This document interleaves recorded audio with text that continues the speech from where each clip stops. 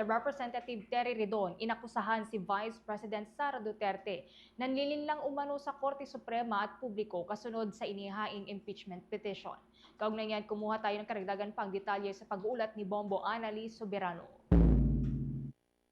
Inakusahan ni House Committee on Public Accounts at Bicol Saro Party List Representative Terry Ridon si Vice President Sara Duterte ng panlilinlang sa Supreme Court at sa publiko kaugnay ng inihain nitong petisyon na ipatigil ang impeachment proceedings ng Kamara laban sa kanya.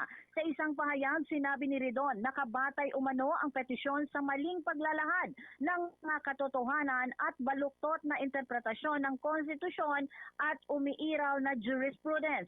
Iginiit ng kongresista na maayos na isinagawa sa plenaryo ng Kamara ang referral ng 4 na impeachment complaint noong February 23, 2026 at hindi lamang nito aksyon ng liderato o ng komite. Pinabulaanan din ni Ridon ang pahayag na kailangan ng deliberasyon bago ang referral, anyay walang ganitong rekisito sa konstitusyon, House Rules o umiiral na desisyon ng korte. Wala rin umanong tumutol o humiling ng deliberasyon mula sa mga mambabatas sa nasabing sesyon. Tungkol naman sa one-year bar rule, sinabi ni Ridon na walang paglabag dahil iisang valid referral lamang ang naitala. Dagdag pa niya, may sapat na batayan sa batas ang mga hakbang ng House Committee on Justice, kabilang ang pagdinig at pangangalap ng ebidensya. Sa kabila ng petisyon, tiniyak ni Ridon na magpapatuloy ang Kamara sa proseso ng impeachment. Inaasahan ding ilalabas sa April 14 ang mga dokumento mula sa Ombudsman, Bureau of Internal Revenue at SEC, pati ang testimonya ng mga testigo. Iginiit niya, magpapatuloy ang proseso hanggang sa matapos ito upang papanagutin ang Vice President kaugnay sa maling paggamit ng confidential at intelligence fund ng Office of the Vice President at Department of Education noong siya pa ang kalihim ng ahensya. Samantala, inaasahang matatapos sa katapusan ng Mayo ang impeachment proceedings laban sa pangalawang Pangulo. Ayon kay San Juan Representative Isabel Maria Zamora, ang Vice Chair ng Justice Panel, may itinakdang 60 session days mula nang mai-refer ang reklamo sa komite. Dahil dito, tinatayang aabot hanggang katapusan ng Mayo ang mga pagdinig.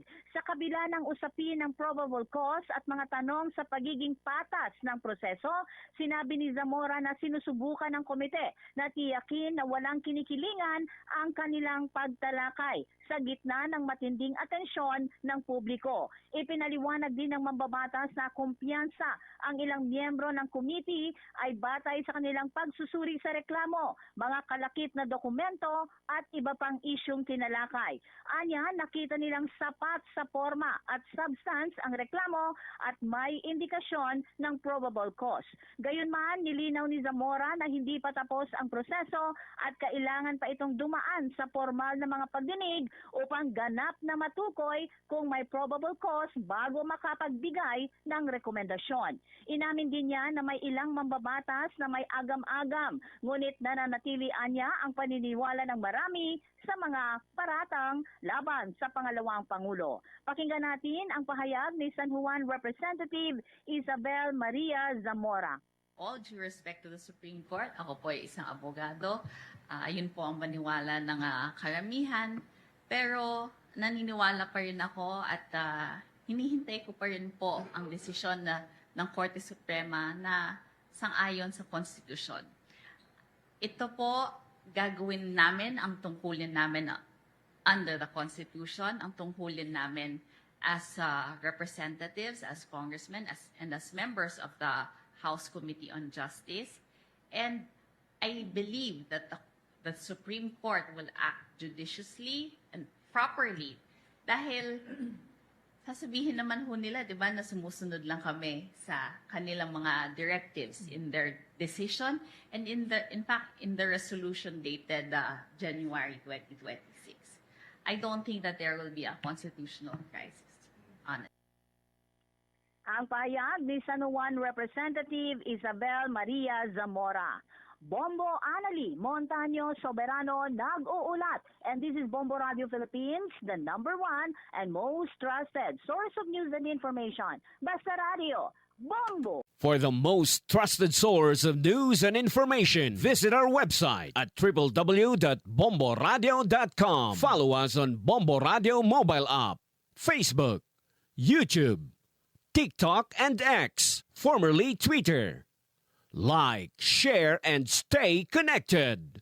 Anytime, anywhere.